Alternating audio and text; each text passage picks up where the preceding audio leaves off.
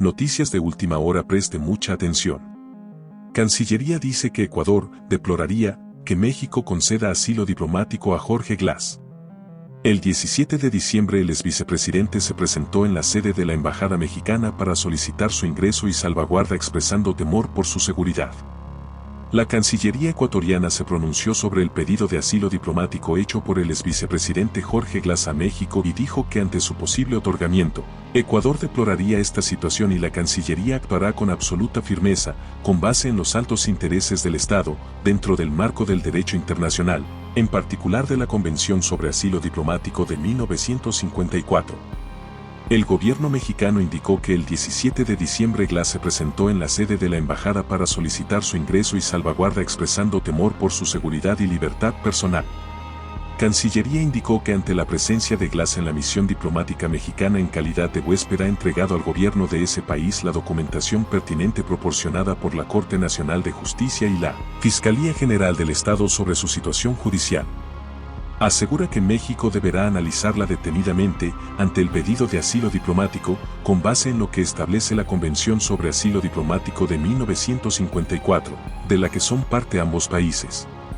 Para el Ecuador no sería lícita una eventual concesión de asilo diplomático por parte de México, en virtud de lo que dispone el artículo 3 de dicha convención. Así se ha informado a la señora embajadora Raquel Serur, quien fue convocada a la Cancillería, subrayó la cartera de Estado. En su comunicado refieren también que las convenciones de las Naciones Unidas de Lucha contra la Corrupción de 2013 e Interamericana contra la Corrupción de 1996, de las que Ecuador y México también son parte, tienen por finalidad promover, facilitar y apoyar la cooperación de los estados para prevenir, combatir y sancionar la corrupción. En tanto, la tarde del 21 de diciembre la Asamblea Nacional no consiguió los votos para autorizar el juicio penal contra el exvicepresidente y la Fiscalía dijo que este accionar sienta un terrible precedente de impunidad. La Asamblea conoció y sometió a votación la solicitud del juez de la Corte Nacional de Justicia Luis Rivera, quien pidió al Parlamento que resuelva si se debía dar o no paso al juicio contra Glass, quien es acusado por la Fiscalía por el presunto delito de peculado en el caso Reconstrucción de Manabí.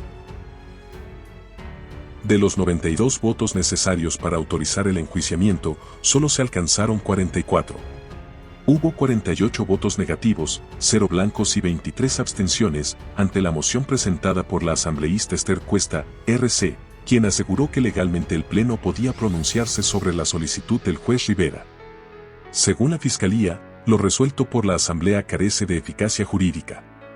Por ello, el Ministerio Público anunció que insistirá en la solicitud de fecha y hora para la realización de la audiencia de formulación de cargos. La entidad que lidera la fiscal general, Diana Salazar, indicó que si bien la Constitución establece que el Parlamento puede autorizar el enjuiciamiento penal del presidente y vicepresidente de la República, cuando la autoridad competente lo solicita de manera fundada, esto aplica cuando estas autoridades ejercen funciones.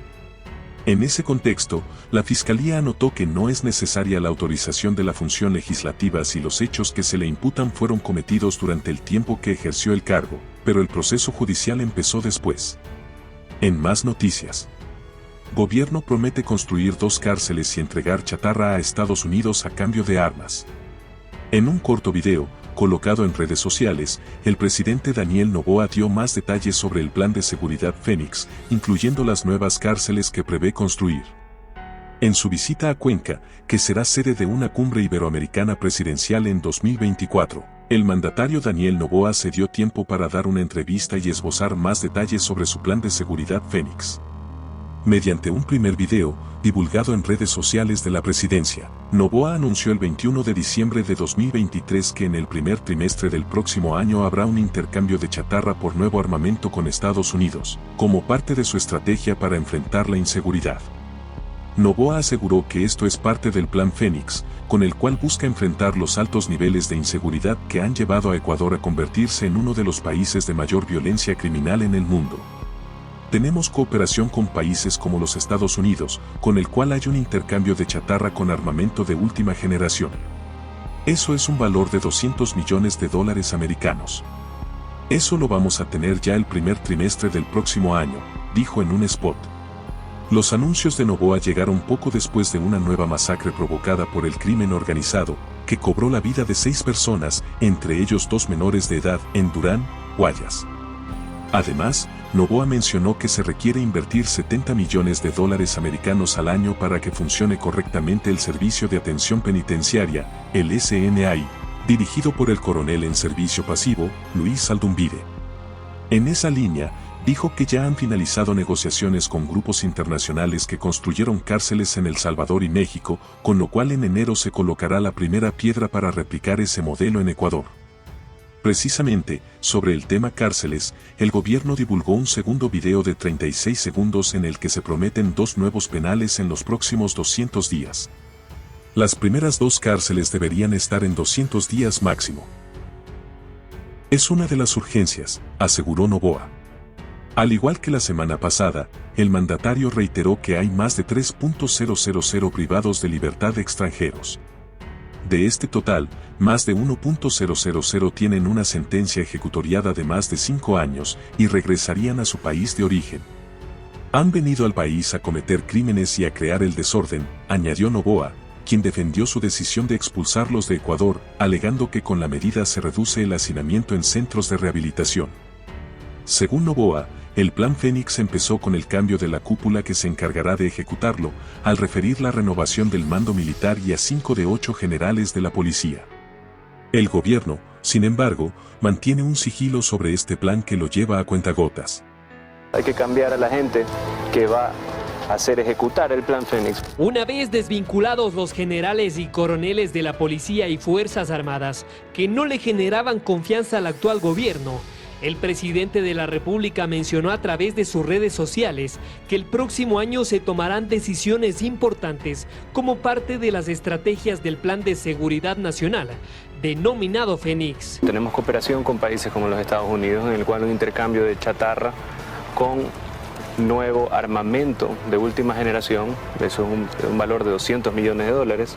Por otro lado, y ya una vez designado el nuevo director del SNAI, Noboa sostuvo que el primer semestre del 2024 se empezarán a ejecutar medidas más contundentes en el sistema penitenciario, desde donde se operan los hechos criminales más violentos en el país. Tenemos que invertir $70 millones al año para que funcione correctamente el SNAI.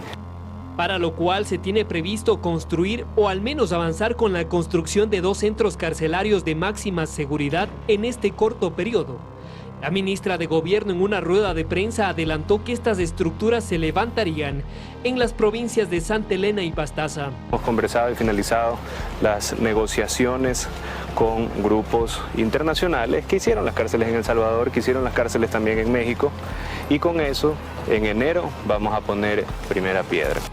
Y a pesar de que poco a poco el gobierno ha ido revelando las estrategias de este plan de seguridad, para algunos expertos las medidas no son suficientes, ya que es parte de lo que han venido haciendo otros gobiernos. No me parece que en el tema de seguridad se están dando los pasos adecuados, no veo una ruta clara, no nos muestran la estrategia de seguridad transversal, con ejes que no sean más allá de militares y policías. Por otro lado, Torres sostiene que además el combate contra la corrupción enquistada en el sistema ayudará notablemente a combatir el crimen organizado en el país y que ese debe ser el principal objetivo de este gobierno. En más noticias, Henry Kronfle, la Asamblea no decidió sobre Jorge Glass. El presidente de la Asamblea, Henry Kronfle, aseguró que el Pleno no negó el procesamiento penal al exvicepresidente Jorge Glass, sino que no hubo ninguna decisión.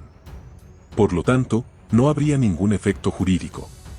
El presidente de la Asamblea, Henry Kronfle, explicó los efectos de la sesión del Pleno del pasado 21 de diciembre, en la que no alcanzaron los votos para permitir un proceso penal en contra del exvicepresidente Jorge Glass.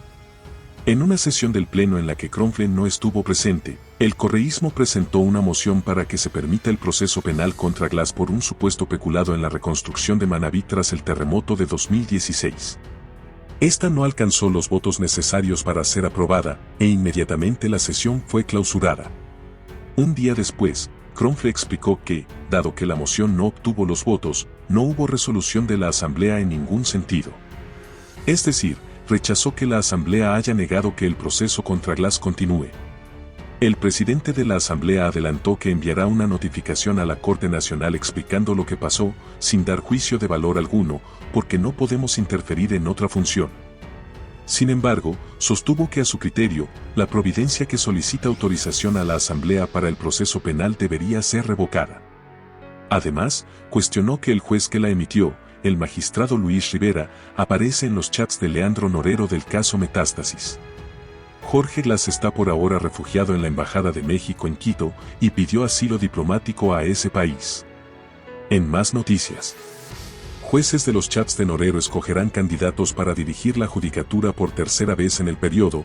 El Consejo de Participación Ciudadana tendrá que elegir al titular de la judicatura. Los candidatos saldrán de una cuestionada Corte Nacional. La crisis de la justicia no termina. Nuevamente, el Consejo de la Judicatura está sin presidente titular. Wilman Terán renunció luego de que fue procesado y encarcelado por su presunta vinculación en el caso Metástasis. Según la Fiscalía, Terán, cuando era juez de la Corte Nacional de Justicia, fue parte de una estructura de corrupción al servicio del narcotraficante Leandro Norero, pues habría sido el enlace para comprar fallos irregulares en la CNJ. Ahora, más allá de los entretelones del caso Metástasis y de los chats de Norero, la renuncia de Terán vuelve a poner a la judicatura en una situación de inestabilidad. Según la Constitución, la judicatura la preside el representante del presidente de la Corte Nacional. Es decir, los 21 jueces del organismo deberán ponerse de acuerdo para seleccionar a un nuevo abogado que presida la judicatura hasta febrero de 2025. Y los consensos en la Corte no son tarea fácil. La última vez, cuando se eligió a Terán, Iván Saquicela, como titular de la CNJ, envió 3 ternas al Consejo de Participación Ciudadana que no fueron tratadas.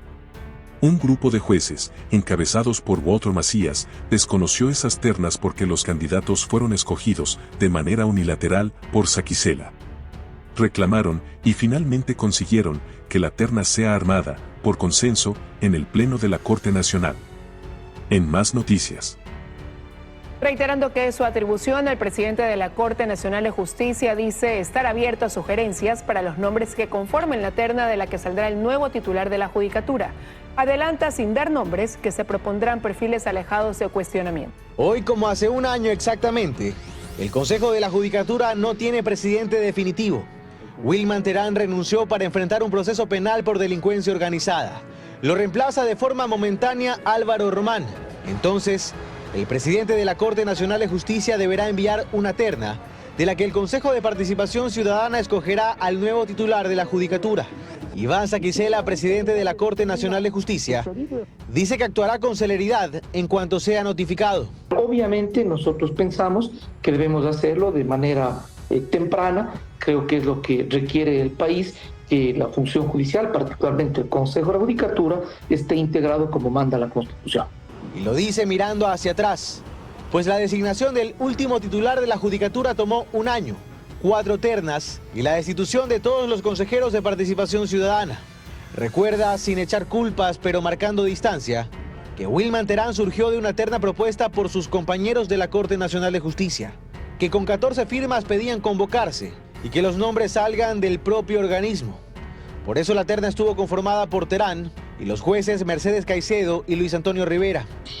Pues sencillamente surgió allí el nombre y yo creo que ya el doctor Terán es responsable de sus propios actos. Pero en todo caso, sí es una experiencia para reflexionar de que es importante que podamos respetar la normativa y la institucionalidad para que el presidente del Consejo de la Judicatura surja de forma jurídica, de forma correcta y sin intereses políticos externos. En el actual escenario, recuerda Saquicela que la potestad de enviar la terna es suya, como presidente de la Corte Nacional de Justicia. Dice, sin embargo, estar abierto a sugerencias y cree que es necesario que los nombres que ahí se propongan estén alejados de cualquier cuestionamiento. Entre los perfiles se apuntaría a académicos por fuera de la Corte, esta vez.